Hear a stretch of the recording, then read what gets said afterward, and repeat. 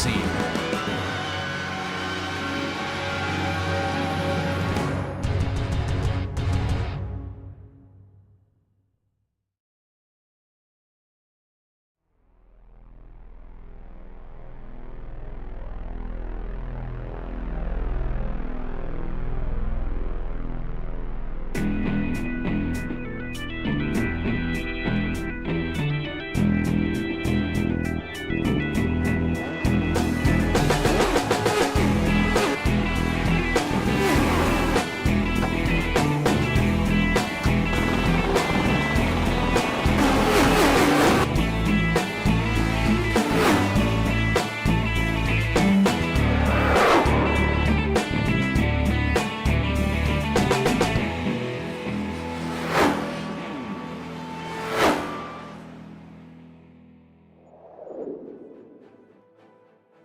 Well, it's been 3 different winners in the opening 4 rounds of your Lotus 79 Grand Prix Series. Sundays have been all about the battleground, but consistency has been the key to keeping yourself up on top of level. That's why Aldris Valenterius is championship leader as he walks here today to a circuit small in terms of length, large in terms of stature. This is the home of Petit Le Mans. Welcome to Braselton, Georgia, and to this, the Road Atlanta circuit. Welcome, ladies and gentlemen, to the Global SimRacing Channel. My name's Jake Sperry here, bringing you with round 5's worth of coverage. Craig King is alongside me for today's running, as Christian Deploy sits in the director's chair, using cameras provided by Dougie Beard. But this is one of those circuits in America that you start understanding American racing more than just Circuit of the Americas, more than just Indianapolis. This is probably one of the first circuits you go to and learn and understand. If you are brand new, you've never seen this place before, get yourself up to speed. Here's this GSRC track guide for you. Welcome to Road Atlanta, the scene of incredible sports car racing for decades and the home to the Petit Le Mans. This is a track that has proven itself to be worthy of attention on a world stage.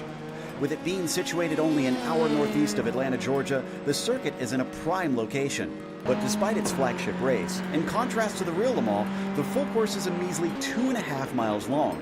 The club layouts also clock in at just under 2 miles. Packed within this small lap length is a series of technical and challenging corners, some of which can be race-ending even when small mistakes are made. Turn 1 is a fast sweeper which compresses the car into the track, but the high speeds mean that when you go off, you typically go off in a big way.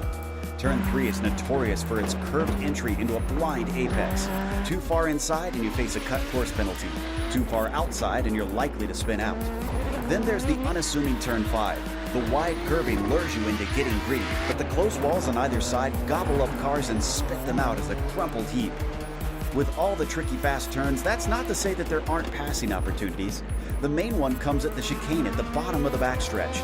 The huge downhill drop into the turn makes outbraking yourself quite easy though, so be careful. The whole thing wraps up with the frightening final corner. With nothing but a giant wall right to the outside as cars fly through at high speed, it's not often that wrecks are small. Boasting a wide swath of series over its history, everything from NASCAR to Indy Lights and of course IMSA, the main use of the track is SCCA events and driving schools. No wonder this place is popular both in real life and here on the iRacing service. Fans will no doubt get to enjoy many more years of action at this incredible track. A game of patience always needed up to the S's and turn number 5. The big long launch out of turn 7 back to 10A and 10B. This is a circuit that says up to the end of the road and back here in Atlanta. And Craig, a circuit that demands the respect of any driver in any car combination. Because you need commitment and you need to trust yourself, because that back straight is long and basically main overtaking points. You have to get there first, and to get there you've got to navigate the S's. This on paper looks flat. It's an uphill run up to turn 1 and then you crest over the hill at 3, take the quick kink to 4, and the S's are downhill. Turn 5 going to be a real big challenge for the drivers all the time, no matter what the machinery is, just with how the curves will either eat you alive or send you going. When you navigate those tight sections, not a lot of overtaking places, then you start to open up to what some would say is a more conventional racetrack It's just a couple of right-handers and a straight line. All the speed's going to be there. See what the setups are, and then over the bridge, because we talk about that chicane, Jake, and you know yourself, a lot of moments up that chicane to finish a race on broadcast. And then you're going to go under the bridge and down the hill. And that, well, if you're side by side, that's going to be very interesting. It will be, and it will be in these Lotus 79s as far as battling goes. Now, let's talk championship for a moment, because Algiers Valenteus has the control by 112. It has been a little bit more pedestrian out there for the likes of Zach Leon Hardy, who has only done 3 rounds worth of racing, so he's already in the drop round books and looking to try and score his points. James Barry finds himself then in 3rd, with Hans Sommer in 4th position. Gabri Martinez all the way up to 5th, 186 points off the pace, with Kartik Pai and Luke Turnerson 6th and 7th. Ross Banfield then in 8th position, as Christophe Alenajak and Mickey Friesen make up your top 10 as they walk into the 5th round of the championship. But Craig, how do they walk in F2 for those with under 3,000 iRating? Well, it's going to be interesting because 7 of the drivers in this split are in the F2 Championship, including the championship leader, Diego Mastretta, who has had 4 strong results this season to get him well ahead of Keith Herner and then Miguel Morland right behind, including Brett Wayland, who's 1 point behind Miguel. Ben Summers, will also be into 5th, with Craig Sandin a little bit further behind in 6th. Barry West in this top split. Good to see Barry back again in 7th. Remy Villeneuve will be in 8th, with Alex Raskin 9th, and Josu Sologuren will be in 10th. Yeah, it's nice to see Josu Salagaren out there and representing the Basque region and hoping to find things to work. Now, as far as today's go in the teams, Jib Racing have the control with Ben Summers and Michael Taylor. Hans Sommer with Scuderia Ferrari, currently 2nd with Andrew Ellis. Then it's a Keep Renault Alpha and the Vorsteiner Arrows Racing team. Fittipaldi Automotive, Kapersika, they're in 5th place. They're a little bit off of the pace, with TVR Racing 6th and Candy Team Tyrrell in 7th. You then have Ligier Gitanes, Northern Winter Racing, and Totoro Racing represented by Josephine Becker. It's a little bit of love that some people like to be in a team, have a team standings, and that is what we see out there from running. So worth to note as they get themselves set. But Craig, this is a race here in your Sunday Grand Prix series for the Lotus 79s. What do they have to battle with today? Well, they're going to be battling 30 laps, and there's basically a 70-second lap time around here to give you an idea of the pace we'll be going today. Open setups to use the iRacing baseline, a set you've made yourself or one the community provide in their community group. But if you crash, your day is done. There is no spare car, and there's a lot of places to find the barrier around here today. Drive-through will be at 17 incident points. Maybe see the disqualification. There's a big field out there today for a race at Road Atlanta. It's going to be very interesting to see that. Could be explosive, Jake. Was watching the warm-up race before this, and there was some fireworks between Nurmela and Valenteus, so could be happening again. It could, and it will all depend on how drivers go and qualify. Andrew Petty currently on your screen, one of a handful of drivers yet to set a time, which includes Freckleton, Spickett, Leon Hardy, and Valenteus, who has yet to put something down on the board. Kodal, what a time that is there. Josh Kodal in the number 32, lowest car into this race, has gone 7th on a 109.6. Valenteus, though, steps up 8-9 and goes, look, I'm on top. The pop-up machine of Gabri Martinez on a 2nd lap, 109.163, good enough to jump Ross Banfield and go 4th.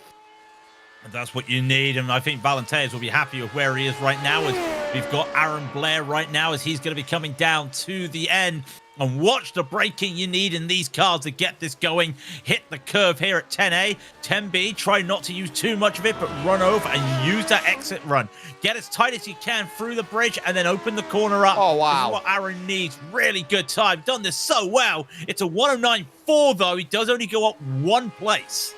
But look at Zach Leon Hardy's time. He has gone 3.5 tenths clear of the rest of the field, and Valenteus now has to stamp on and say, this is no lap of honour. I've got to find an absolute howitzer of a lap down the hill now towards turn 12. Is this going to be enough to jump on through? It's an 8-8, so it improved marginally. Zach Leon Hardy is 3/10 clear of the entire field. The only driver that can stop him right now is this guy, former champion Jack David Spickett.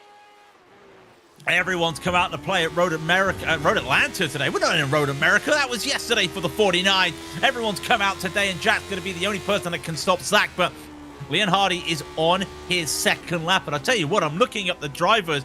Their jaw has hit the floor. I'll have to go and look at the stats later on, because that could be the fastest qualifying time this week by a driver. And it's not a cold track out there. 28 Celsius, 82 Fahrenheit. So they have to still manage with that. Jack's going to need to find a really good flow through this final chicane. And you get into the corner here. Once you get over that curb onto the throttle, a little bit of a stutter there, I feel. I don't think he's going to find the time, but he could only need to find 2/10 to try and shoot himself up to the front row. He'll cross the finish line. It's a 1:08.9. It's only good for 4th. 2,000 shy of Marco Nurmela with that attempt, and a 10th off of Aldrius Valenterius. That will put an end to qualifying, because Josh Brain is out of laps and will practice a pit lane if he should so need one out there. But that is a seismic moment for this championship, to note that this is not just a game of pretenders. This is a game where there are contenders out there and saying, look, this is what we have got. Zach Leon Hardy, even himself, doesn't know where that 1:08.5 has come from, and has said, look, I am on top and clear by 3/10 in qualifying over Aldrius Valenterius, the championship leader. Marco Nurmela will be lining up in 3rd with Jack David Spickett 4th, and then it's the inert e-racing driver James Barry in 5th place, with Gabri Martinez 6th. Ross Banfield and Dylan Freckleton are 7th and 8th. And 2 drivers who are in the 20s in terms of their iRating, Aaron Blair and Alex McCollum, making up that top 10. 2 Americans, great job. Zach Leon Hardy with the fastest qualifying time by 2/10 this week, by the way. And Josh Corder will be in 11th. Great time for the last car in the field. Mickey Friesen will be 12th with Diego Mastretta in the unlucky 13. Andrew Petty will be beside him in 14th. Meara will take that 15th. Right, Mike Ramos will be 16th with Ilka Cotasalo in 17th. And then it's Michael Taylor in 18th.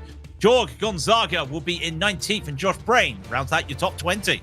Very good to see George out there and pushing for his effort. 21st will be Matthew Cochran, with Luke Turnison a little out of place in 22nd, with Barry West and Mikel Zabala on row 12. You've then got Martin Reisman in 25th and Ben Summers 26th. That leads to Jean-Francois Boscus, the veteran, Carlos Lopez, Jason Krakowiak and Thomas Tuba making 30, and just 2 more on the back. It's Keith Herner in 31st and the aptly named Mike Roadman in 32nd position, who will be looking to be more than just a roadman. He might need to be a highwayman and hitch a ride up the order. Engine notes though rise here at Road Atlanta. 30 laps starts itself now, and we're underway. Lovely launch by Gabri Martinez there from the 3rd row, but Zach Leon Hardy gets a beautiful start to go over towards turn number 1. Nurmela having a little think about whether he can get the launch and the line that jumps himself up through in turn 3.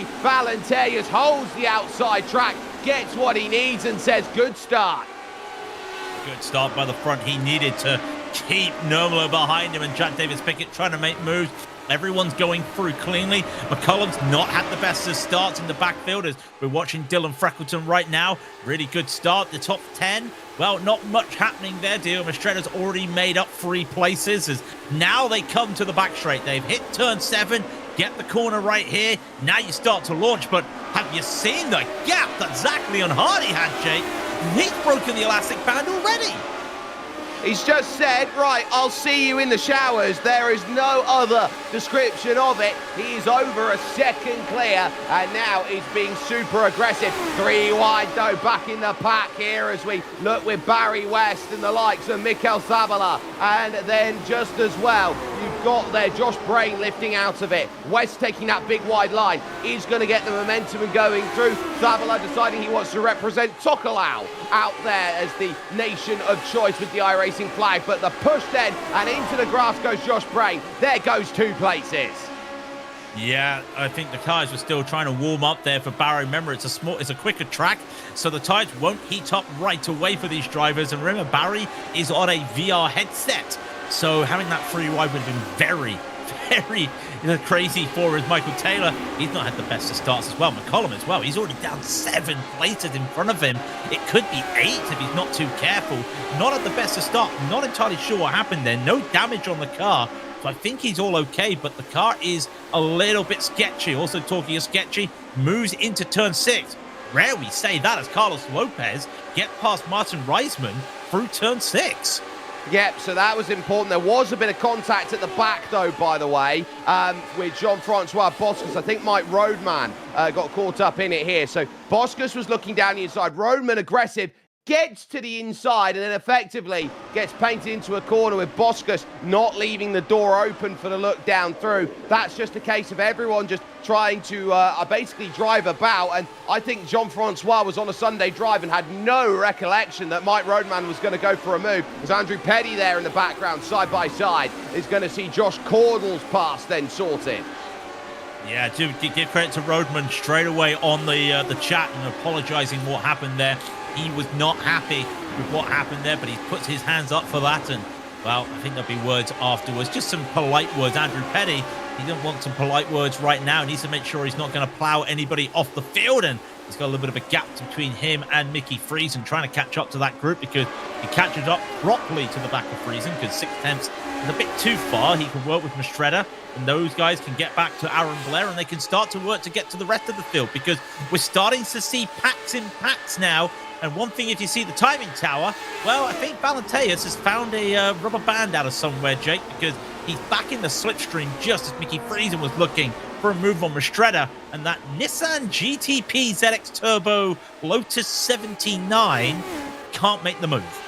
On the F2 Championship leader, it must be noted, and Mastretta having a great run. Valenteus there with a 109.6 says, I've got fastest lap, but he's dragging with him Marco Nurmler, Jack David Spickett, Gabriel Martinez, James Barry, Ross Banfield, and Dylan Freckleton in this party. Down the hill, they will go and back up the ride at turn 5. Very tough on the curb, and look at how much there Aldrius moved over to the right-hand side, took all of the road and then some. It's not often that you have the confidence to attack over that curb. Everyone sort of shies away from it a little bit there. That was full bore over the top. That's my corner.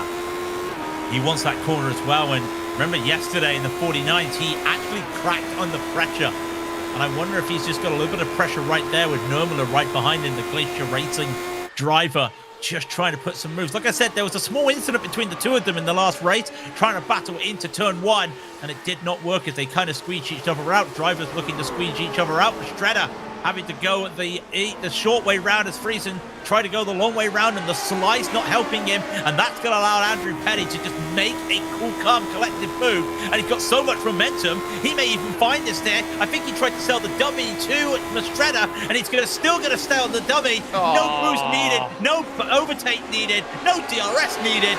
Petty gets it done.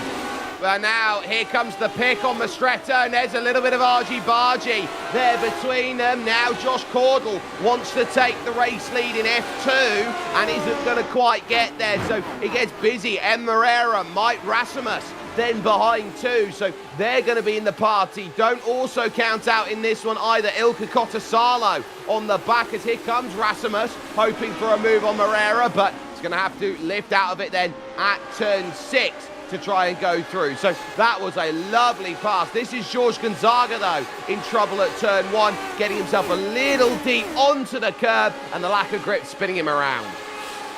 Yeah, just that small tap of the grass there, losing a little bit of grip, and that was unfortunately all it was. The momentum changes through this chicane, as we're going to see it again as Rasmus get past Moreira. And let's just see what happened to Moreira, because this happened before with Friesen, and Cotasalo's right behind, and it's not the same like Petty had before. And Cotasalo had to do a little bit of a lift, maybe look for something into turn 1. But now that's the second time in a row we've seen it in 2 laps that a driver just loses the momentum. And I think the pressure's cooking, because look at the different lines these two took Moreira. Really wide on the exit turn 1. You can do that in a GT car, Jake. You've got all the downforce in the world in these cars. I don't think you should be doing it like that. No, I don't think you should either. You're reliant on ground effects in these Lotus 79s. You need the car as much as you can on terra firma. And so Jack David Spickett, who's got the fastest lap check mark next to his name, here's another driver who wants to start making moves and getting himself up to 3rd here against Marco the Finn. So I think he's really wanting to find a way forward now to get this past, and so too is James Barry, who's on the outside here. Gabri Martinez is going to lose out under braking. James will now see a big attack off the exit though, and he's left the door open down through 11 and into 12, and that's just a case of you can make that move down the inside. I do have my ways of getting it back, but here comes the searching party once again. James Barry through on Gabri Martinez.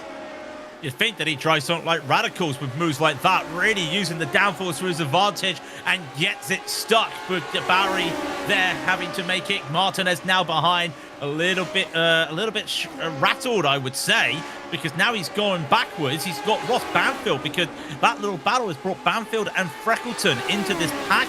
Little 4 cars here to try and have a little bit of a battle for what would be P5, and as we always say, Jake, or as I always say, most important place on an iRacing track, because that's when they start to track your top 5 before they track your podiums.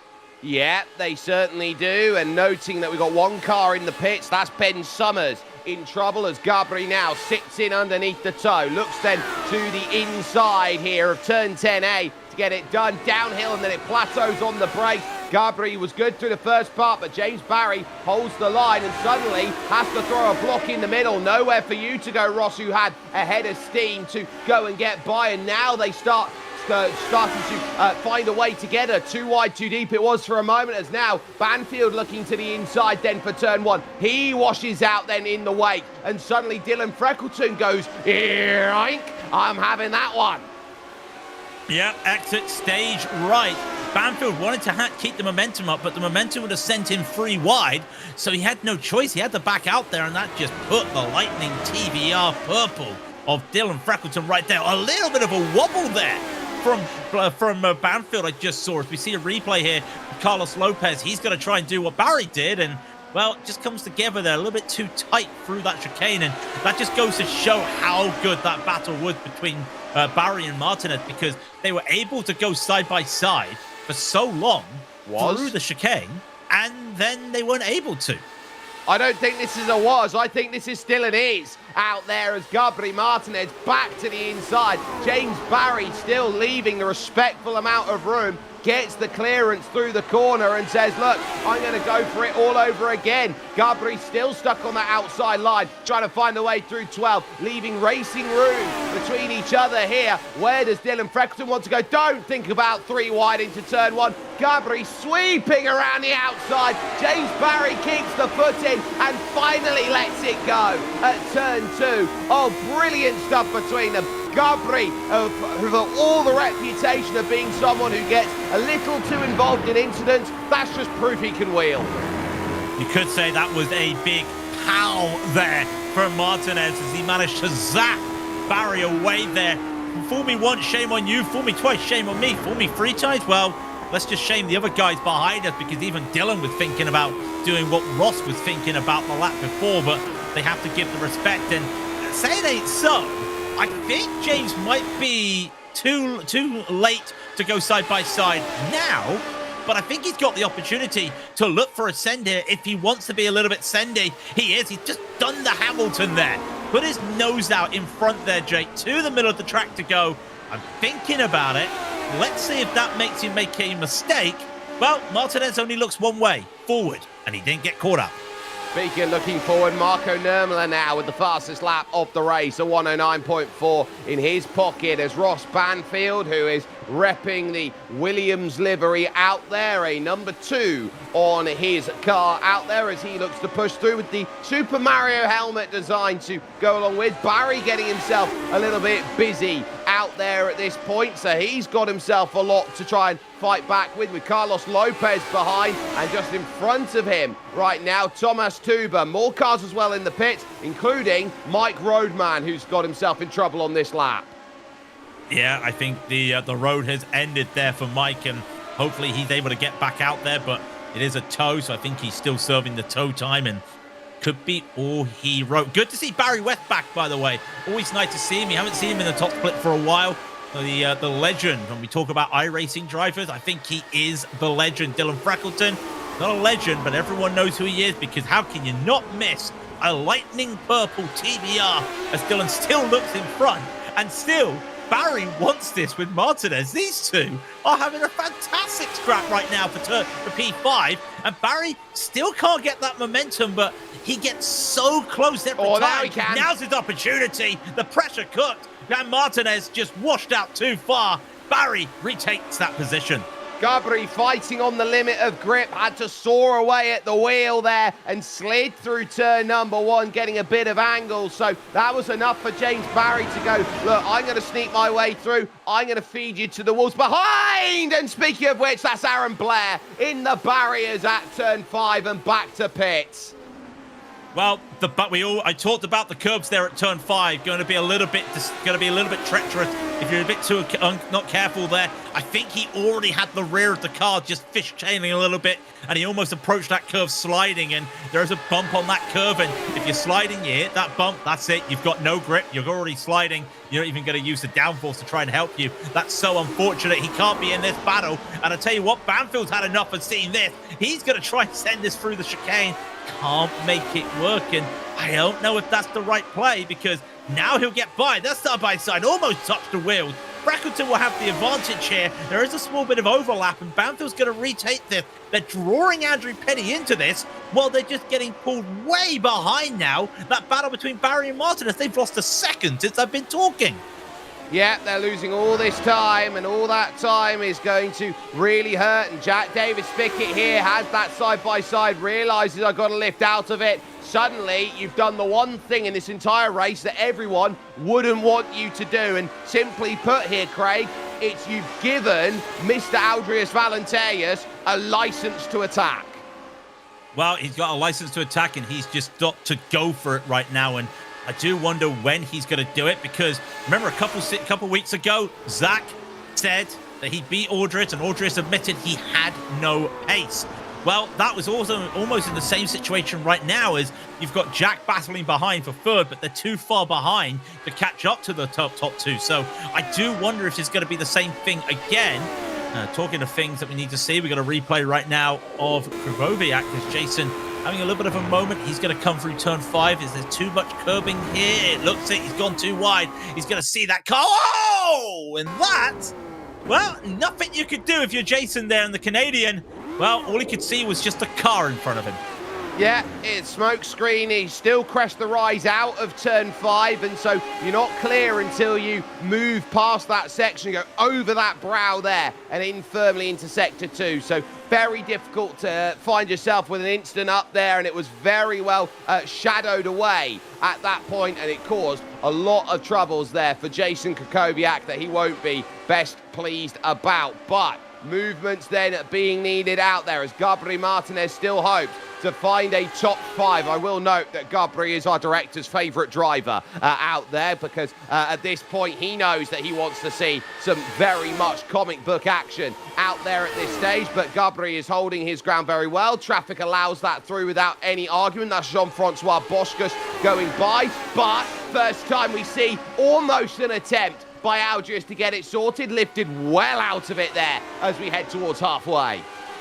Yeah, and what happened there was Zach took the car not to the extreme left of the track, and I think Valenteus thought there was a door that might have opened up there. Well, it was the dog flap, and the dog flap had a little security bar on it, so he couldn't even go through that. But now he's going to have to just go to Zach. I'm going to put the pressure on him now, because that's the closest he's been to Leon Hardy since the start of the race. And I've got to look back. That had to have been a mistake by Zach, because he's been keeping this gap consistent all race. They've been matching, and yeah, lost 4 tenths to Valenteus last time by. Definitely a moment coming out the final few corners to allow Valenteus to even have a sniff of that lead. I wonder whether he just caught the wake of the car in front, which was Ben Summers. That was the difference. JDS now going for the move. Jack, David, Spickett, Marco Nurmler outbreaks him into the left and the right. And so, Jack, you're going to have to give this one up and have another go at it. Back down the hill again and looking for the drive here towards turn 1. Jack is hoping he can get it, but Marco Nurmler throws a half block to say, don't even think about it. And so Jack doesn't and decides, you know what, feels quite nice at the moment. I like it. I've got a nice plush sofa that I can work with here. I'm happy. The halfway stage, nothing I need to do right now. He's going to be keeping it nice and calm. Another replay here, Aaron Blair. I think we're going to see, yeah, you could just see that slide as he came through 5, the first part of 5, because a little bit of a kink there. Just lost it there before he hit the curb, and I think the curb just exaggerated the spin there a little bit more. So unfortunately, he was already sliding. I think he would have already have lost it. Andrew Petty, I'm just sitting on the timing tower. He's had a moment out there. Oh, he's almost done it. Talk about driving to that issue at turn 5. No, Andrew. Oh, he knows better than that. And I think he'll be saying that right away. He's not. I bet he won't be happy about that. And the viewers, oh, he's streaming right now. That's not going to be good to watch. That's Ilka Kotasalo that he's caught out there in the number 10, who has had nothing but a little bit of bad luck on the hit there. But Andrew Petty, who was pretty much sideways in a place that he was not there. He was very much head down focused. How do I get back out on circuit? And that was not how you rejoin a circuit in racing trim. So I'm sure Andrew will look around at that and say, look, that's my bad. I'll find you after the race. But for the moment, it's 3rd and 4th where the eyes turn to here in the second half of this one at Road Atlanta. And Jack David Spickett looking to make some very good progress out there to get by. Now looking to the outside here of turn number 6 and not necessarily getting what he wants here. He's only done 2 rounds this season, has Jack, so he's very much already out of drop rounds. And I think the crazy thing is, with the way that Marco's driving, you would think that Marco's had wins in this series. He hasn't. You'd think he's an experienced driver. Well, he is, but he hasn't been driving as much as Jack, but he's really proven that he doesn't need that right now. He's a veteran. He's a Glacier Racing driver, Jack. We know that those guys are veterans to ourselves. They've been here longer than we have. Ross Banfield has been looking to make this move longer than we have, and he finally gets it stuck on Dylan Freckleton at the S's. And it's interesting. All of the overtakes today have been at the chicane, bar a couple in the normal places at turn 1. Drivers not looking to be that aggressive today, I found, Jake. Really surprising. Well, I don't think they've needed to be uber aggressive out there. I think they know and understand what this circuit is, and there are a tried and tested place to go and get moves, and it's critical. Again, it's close from Jack David Spickett, but he's not close enough to make the move into 6 and over towards turn 7. Let's take a look at this replay then, here brought to you by the Global SimRacing Channel. Ilka Kotasalo's view of this here. Up over the top of the crest, would not have any sight line on that. Very lucky to still have a front right. Ilka, if you could tell me the lottery numbers, I would like a little bit of money this Tuesday. Jack David Spickett would love to have this podium spot. Gonna have to try and do this around the outside, but oh, that was smart from Marco. I don't know if he just caught that there. He took the extreme left, and as he came to start turning in, he put the car to the middle of the track. Jack was going to set up to go around the outside of 10A, and just that moment there by Marco, and he's in his right to do it. It wasn't moving on the braking, I don't know, but he was just able to just stop any sort of move that Jack could have done there with that around the outside. Smart driving there from Marco. Smart driving by Jack to realize what was going on. Yeah, I don't think that was hard play for the likes of Jack David Spickett. He knew that Okay, he's going to creep over a little bit. Definitely not enough to institute a full move under brake. He hasn't changed his line. His line was always that as he was braking, so the hold is there. Josh Cordell, though, in a big scrap. One of your biggest movers in the field right now. Luke Turnison up 9. Here's a driver on his day who can fight for top 5s out there, and he is very, very quick, is Luke in the Cookie Monster machine. And right now, he is spying Cookie, number 32, Cookie, number 28, and importantly, Cookie, number 11, Mike Rasmus. You got to remember, Luke won the F2 Championship last season, and look where he's been this year. This season, sorry, I always say this season, really been making gains up the field, and the iRacing doesn't show the gains, but it doesn't need to show it. He's got the pace. The Dutchman is really looking to go, and you look at who's in front of him, current F2 leader. You've got Josh Cordell as well, trying to make some time. Got a chance to do it, and I'm just looking as well at the track here, Jake, and I don't know if you realized it as well. The viewers may have seen it. That back straight was completely covered by cloud. They came through the S's, and the sun was starting to bake the ground. Now there's no sunlight here. The cloud's gone in again. The track is starting to cool down. I've just seen a message from Algis Valenterius out there that says, Alexa, light on. So he's starting to think it's getting a bit too dark in his cockpit there, and his text-to-speech has gone across on the in-driver communication. Yeah, you got to remember, this is a 6:48 sim time for the cars, so it is starting to get to the sunset a little bit, and I think that's why we're getting the cloud cover right now, more than just the fact that also the sun setting. Barry West still battling Keith Herner. Here comes Luke Turnison's trying to get this now under control. I think he's got it under control. Keep your eyes well. Valentea's going fast as well. Turnison gets it. Got to catch up to Mastretta. Lost 1.5 seconds now until Costa Salo in the background. Well, they're all making moves here. This is why this is one of the best series. If you've never done it on iRacing, some of the most respectful driving you'll ever see in the Lotus 79s. Everyone is giving everybody a little bit of space. Yeah, Cottasalo in 14th is getting by Michael Taylor, who's had ups and downs over the course of this race. He's been managing well. Freckleton now hoping that he can make it happen as we're heading to 10 to go next time that they cross the line. And staying with Ross Banfield, these will be critical points. And here's something of this race that I'd love to point out to you now, Craig. This has been an entertaining race for a race where the top 8 have not changed positions. You know, just as you started talking, I was looking at that. And they have switched a few positions, but they've also had to work for it. Remember, Martinez and Barry were battling. Banfield, Freckleton haven't made the moves, but they've had to earn this. And when you think about it, if you saw the top 8 would stay where they started, where they finished, yeah, okay, that sounds like it was a boring F1 race. Well, there's been nothing boring about this.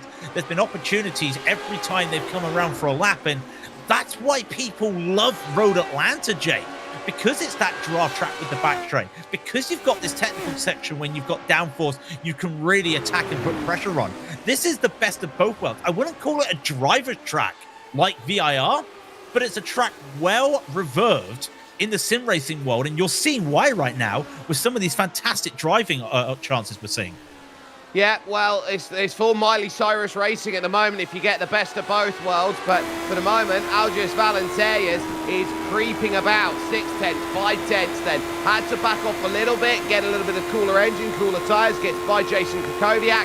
And now it's looking at Zach Leon Hardy saying, look, final stages of this race, I am going to put you under the ringer. You've got to prove that you can hold it. Believe it or not, Algis has never taken a title in the Lotus 79s. It's the one crown that he's missing is a championship, and he knows if Zach Leon Hardy starts to get into form, he'll be looking at his maiden title as well that he'll be trying to pick up. This is, believe it or not, this season 2, a new generation out there, and that's slightly why taking that line, really trying to slide on in. Mastretta holding that 10th place here and really having to do some work to keep behind Mike Rasmus there. Good pass.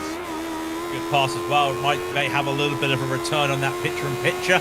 Not sure if he'd be able to if we keep on board with Valenteus. And there goes Rasmus looking for the move. Nothing on, but it's crazy. We sat here last season when Valenteus got the first Triple Crown. Yes, the first Triple Crown out of the 2 he owned. And we said he knows how to win now, and that was his third ever win in the Lotus 79s. Now he knows how to do it. If Zach can keep that pace, fantastic driving by him, and that's gonna really put eyes on drivers that a man like Zach can really put it to some of those drivers. Rasmus trying to put it to Mastretta, and let's just give it up for Diego, Jake. I think we've got to. That's the F2 leader. He's in 10th. He's not driving like an F2 driver right now. He's driving like he belongs at the front of this field.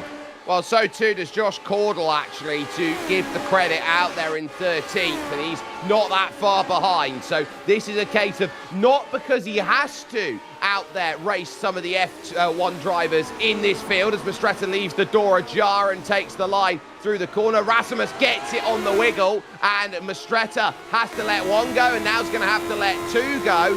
I argue pace of Cordell is causing that trouble for Mastretta. Turnison on the inside now, needs the big launch through turn one and blocks it off a dream. Yeah, and that's Luke saying, well, I'm not telling you how you drive as a former F2 champion. You've got to be like that, Dylan Freckleton. Well, this is a bit rare to try and do moves around the outside. No, around the outside of 6. Stop it. Hold it. Around the outside of 7. Stop it, Dylan. Stop it, Dylan. Dylan, you're side by side. That is pretty impressive by any driver to try and make that move around the outside. And they're going to keep this side by side. And look who's front. Gabri is accidentally giving a toe to Banfield. Dylan's going to get a little sneaky toe himself. Gabri's had a moment this lap. Sorry, yeah, Gabri has had a moment this lap. He has dropped 4 seconds, and that has happened at turn 1. So get this, through the opening corner. Is he out on the curb on the outside? Yes, he is. Just pushing a bit too much. Has a full 360 as he goes by. No scope, continues on. I'm just waiting to hear the trumpets right now. That's a fantastic little bit of a save there. It's been a while since we've seen that. Tires would have overheated, though. Had to just cool them down a bit, so we're losing some grip. And good catch there. Did not realize that Gabri fell into the grass there because he's been right there where he has been all race in 6th place. And Dylan almost got that move, but it was that slipstream. Gabri was just running his own race. He gave the slipstream to Banfield by accident, of course, because he's not trying to help any of these drivers, and he was unable to do anything. Balanteas, for the first time, he's right there. He's trying the outside, and this is a move. Zach Leon Hardy was trying to shake the draft off on the back stretch, but not enough to get it done. And if the draft is that powerful over towards turn 10A, then Zach Leon Hardy, you are really going to need to run for these final 6 laps, because Aldrius is not making the moves right now. He's posturing. Yeah, but he's also then putting that pressure on. Even if he's just doing that, he's putting the pressure, and Zach realizes once again, if he makes a mistake, Balanteas is there to pounce, and now Aldrius realizes he has to just cool it down a little bit. He's not trying to recharge any battery or anything right now. He knows that if he goes too close, tires may have a little bit of overheating, lose the grip a little bit. So let's not be too aggressive now, but he's losing a bit of time, and very shortly, Leon Hardy is going to get the slipstream of 2 drivers. Look at them. Barry West and Keith Herner having a little bit of a battle themselves, and let's just give them the camera time right now with their side by side. Barry's going to get on by. The gap now 1.6 between these 2 and Leon Hardy. Won't get by. At some point, they're going to have to lift off. Gets it by as well. Very shortly, though, Jake, they'll come out of turn 1, and these guys will probably lift off to allow the leaders by. Yeah, gentleman's agreement out there. For those who know, you know. But Zach Leon Hardy realizes he's going to have to push. And immediately, Keith Herner to the right-hand side wants nothing to do with it. Barry West, though, is going to be in a very tough place to let these drivers go. And Leon Hardy is closing down a dream. But there, on the outside of turn 2, lets one go. And Aldrius has to miss the corner to get the second. And that's the gap that's needed. Barry West, it was tough to let it go at turn 2. And Aldrius has to skirt across the grass. And suddenly, the gap's a 1.5 seconds. I wonder if he didn't realize Balanteas was that close, because he had to slow down, but he also knew he couldn't come to a complete stop. And give credit, that's a very tough place to let a car through. You could argue a little bit earlier, but Barry was doing the best thing he could do there. It's just unfortunate. I'm sure Balanteas will know nothing malicious out of that. Of course, it's not malicious as well.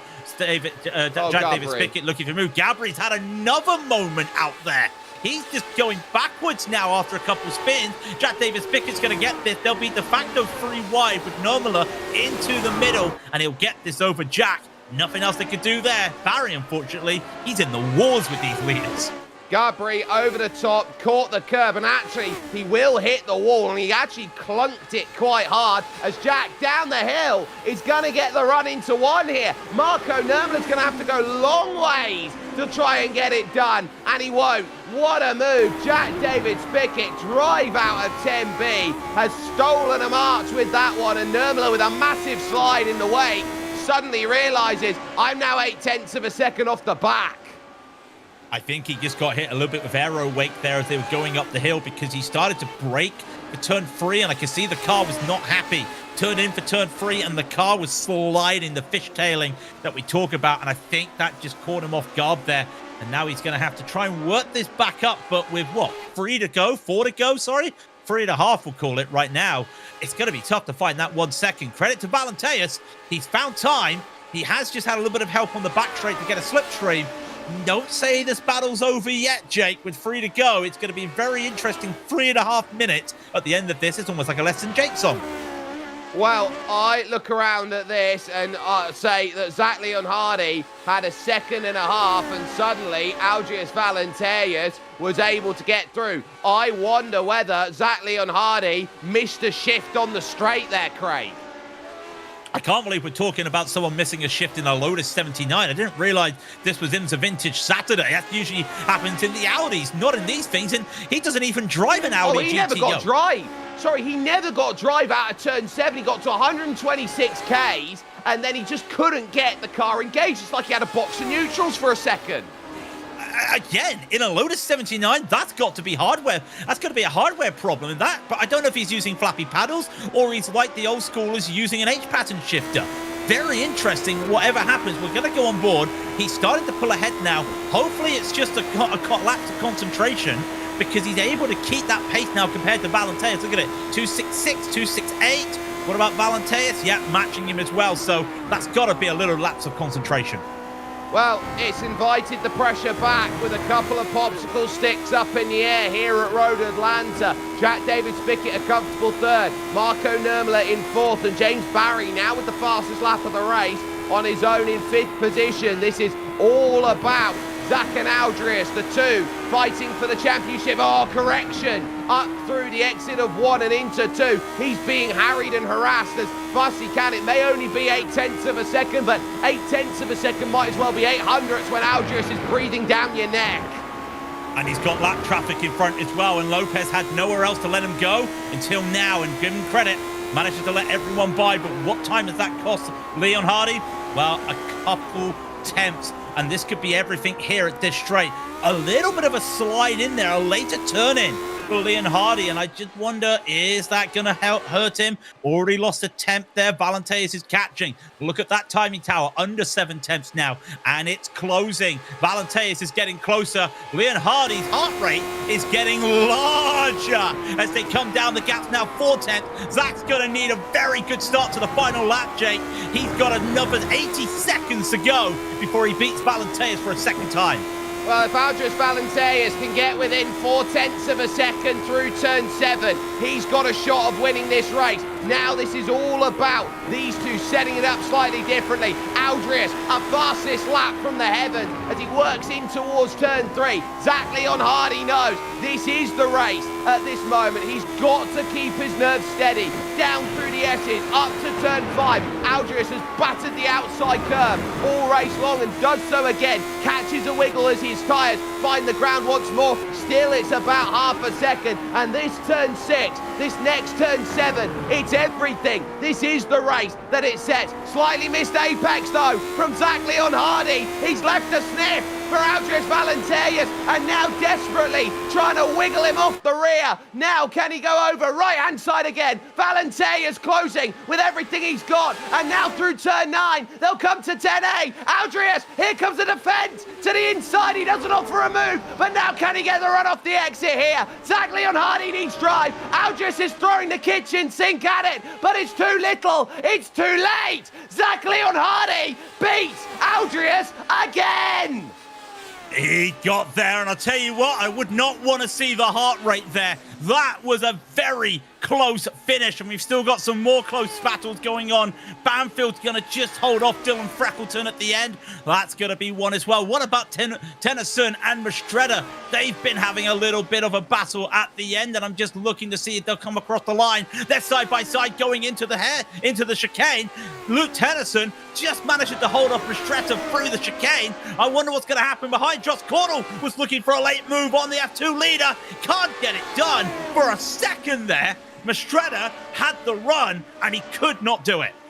Martin Reisman as well, also fighting here towards the line, gets a massive kicker tail there against Matthew Cockram, and I think he will have to give up his hopes of trying to pick that one off. They will wait for Alex McCollum, who is last car over the line, but a big old important race as far as how they sit, and a bit of a backmarkers battle, making every single moment happen. A winning time of 34 minutes and 54 seconds. And over the line, it's just 900ths of a second that can split those two up at the top of this field. Zach Leon Hardy besting Aldrius Valenterius, with Jack David Spickett ending up in P3. Marco Nurmela will finish ahead of James Barry in 5th, with Ross Banfield in 6th, getting the better of Dylan Freckleton. 2 spins is the woes of Gabri Martinez. He'll take 8th, ahead of Mickey Friesen in 9th,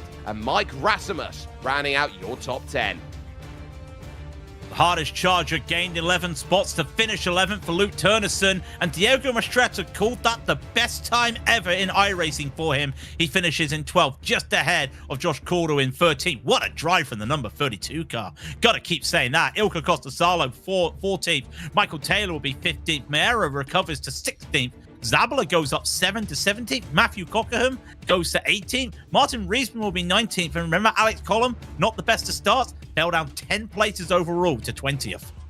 We'll look over the page then to 21st, where you start finding drivers a lap down or retired, where Carlos Lopez and Barry West are. Keith Herner there in 23rd with Jason Kukoviak then. 3 down for Jean-Francois Boscus, 4 for Thomas Tuber, and 6 for Ben Summers. Retirees for Andrew Petty, who found himself in the wall on the outside of turn 5. Josh Brain, Aaron Blair on the inside of turn 5, and then the troubles of Mike Roadman in 31st position, and Jorge Gonzaga there in 32nd. The Portuguese driver finding all of the position out there.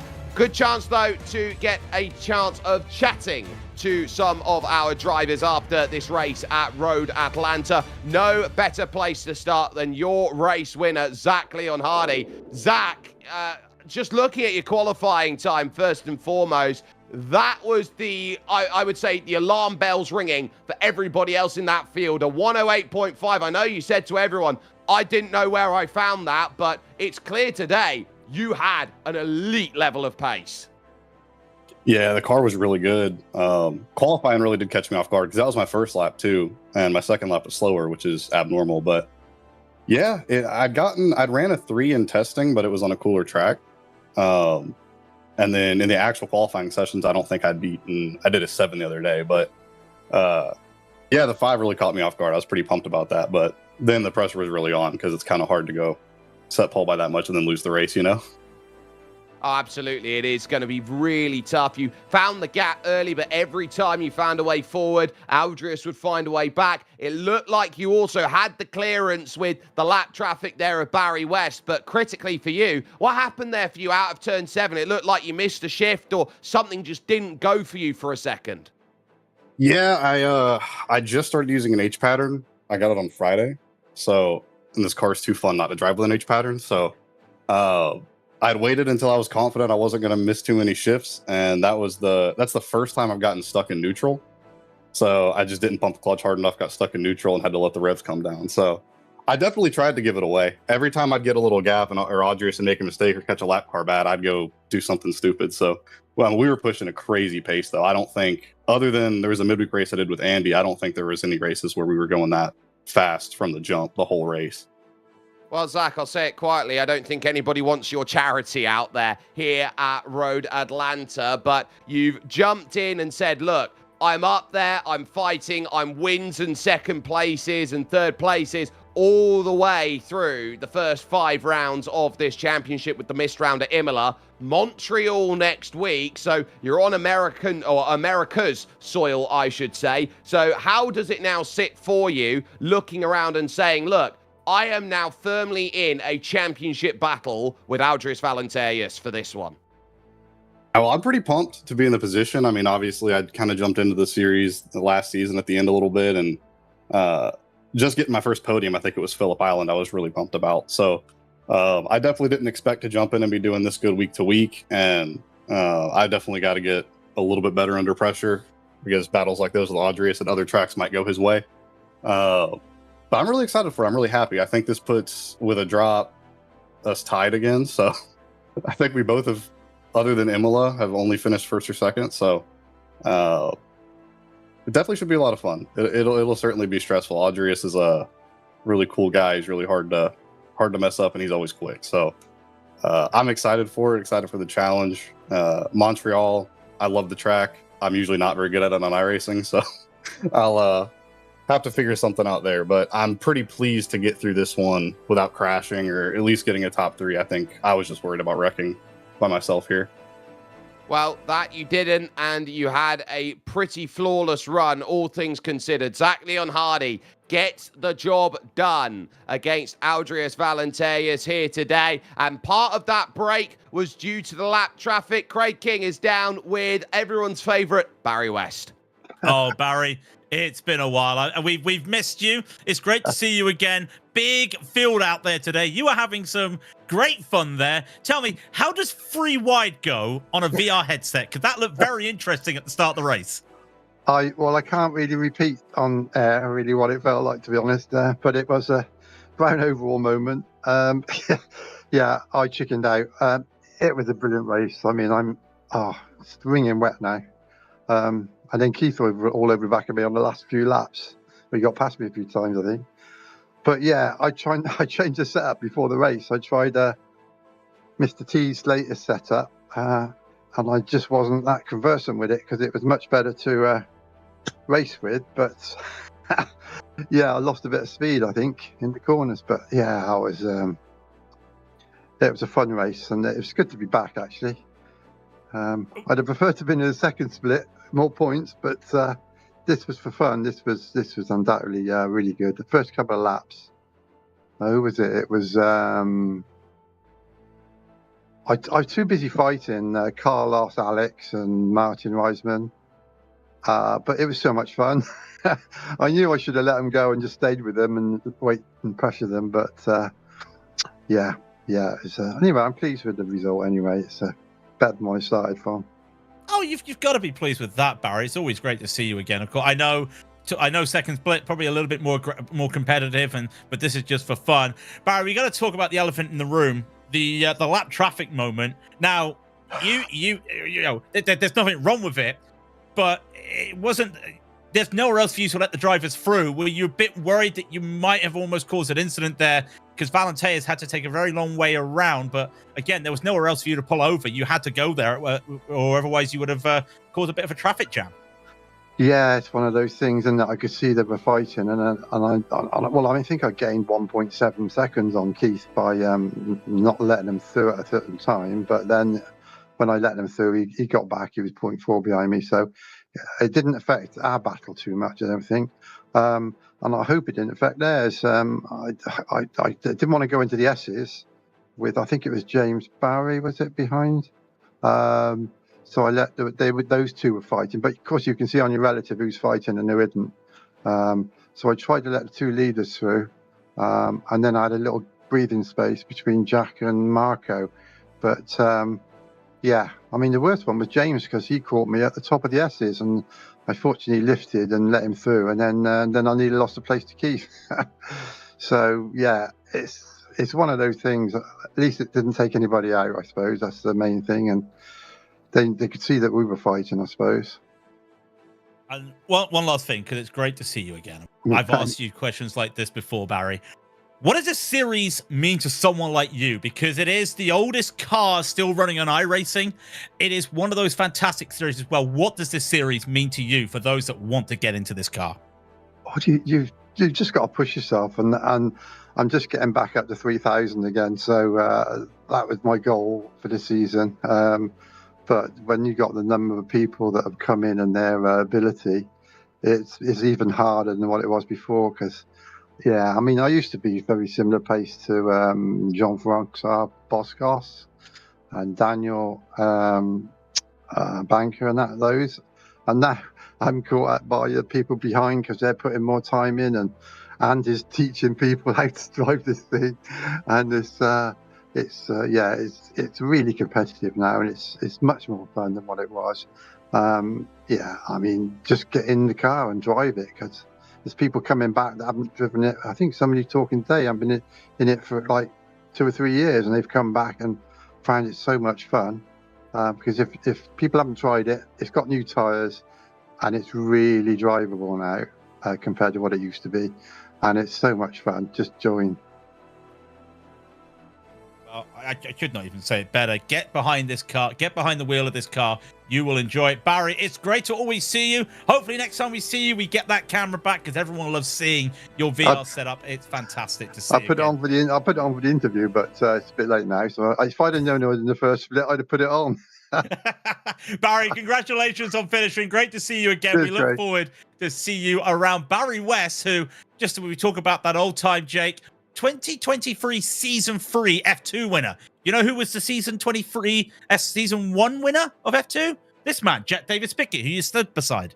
Yeah, world exclusive here with Jack David Spickett alongside with us. Jack, a day for you where you had yourself an almighty scrap about with Marco Nurmler. Early stages kept you in a front 4, and then ultimately, the more that you changed, the more that gap just slowly eked away to the top 2. Yeah, it was a good race with Marco, I have to say. We got split up with traffic in the later stage, in the early stages, but it is what it is. So, but overall good race. A good race for you, and critically, as far as you're now starting to put together, the building blocks are there. It's a 3rd place. I know you've missed a couple rounds of this championship, and basically every result's got to be a good result. But when you're sitting down in this field and you look at a field like this one today, you're the only former champion that's left in the mix. There's the likes of no Journo Freacher, there's no Topi Courtaniemi, you know, you're looking down, no Andy T. How important is it to keep yourself rooted here with so many new drivers that are starting to pull in and make this a brand new age of Lotus 79 racing on iRacing? I think it's very important to just keep it rooted as the only former champion. But it's nothing out of ordinary for me. It is what it is. Being a champion before, I know I can do it still, and just keep going and see what I can do. Well, we wish that it's going to be that. But for you, in terms of your overall driving on iRacing as well, you're pretty much in anything that you take your mind to. We've seen you the likes here on the Global SimRacing Channel in the 49s. We've seen you out there in the IMSA Vintage Series here in the 79s. We also saw you last night in the Super Formula racing out there. So it's clear you got a lot of racing under your belt. How do you use that time to prioritize, especially with Montreal in 7 days? In all honesty, I don't practice at all, apart from just one race during the week. It's not ideal, but it's what it is for me. I just find the more practice I do, the worse I seem to drive. And it keeps my expectations low in the grand scheme of things. Like, if I go in practice over and over, I raise my expectations and end up disappointed. Seems silly to say, but it does happen quite a lot with me. And it's part of why a few seasons ago, once I won a championship, I ended up taking a sabbatical, which wasn't ideal, but it just avoids having to do that again. Yeah, so it really gives you a good insight into the mind of a racing driver. Jack David Spickett there, joining us and picking up a final spot on the podium in 7 days' time. Though, ladies and gentlemen, your next round of running will be heading over to the Circuit Gilles Villeneuve in the heart of the St. Lawrence River. You can catch that April 26th with us, 4:30 UTC or 12:30 Eastern as part of a Genesis Extreme production. I want to give a massive thanks to the team who has brought this show to you here today, from Craig King alongside me, Christian Deploy in the director's chair, Dougie Beard providing the cameras available. My name, of course, being Jake Sperry through all of this. As far as your running for the next week here in the Global SimRacing Channel, we'll be next with you on Monday night. So tomorrow night, Tuesday morning, wherever you may be, it is going to be all about the Porsche Owners Club heading to Road America. And get this, it's not the first time we'll go to Road America here, because you'll have the likes, of course, of the Skip Barber Race Series. They'll be going on Thursday over to Road America, but they'll be interspersed when we come back here to Road Atlanta for racing action of the final round of the Porsche Esports Carrera Cup North America on the Porsche North America YouTube and on Twitch as well. You can catch that to see who will join Mitchell de Jong in the party then for top three. And then, of course, there's an oval round for the Grand Prix legends. They will be at the tricky triangle, everyone's favorite 3-turn, 5-turn oval of Pocono. That will be where the next battles will be had. But this is a chance to say, how do you want to step up? How do you want to challenge for a championship? We know that Aldris Valenterius, on anything he puts his mind to, can be one of, if not the best driver in a field. He battles to a level that makes everybody want to shy away. But raising up to the challenge now is Zach Leon Hardy, who is looking for his first title as well. This is a battle of two titans starting to form themselves up. And now, with one drop round, they're tied at the top. And so we're going to have to split them at round 6. And the only way we can manage that is a big hello, a big salut to Gilles, as the Circuit Gilles Villeneuve will mark halfway in the season.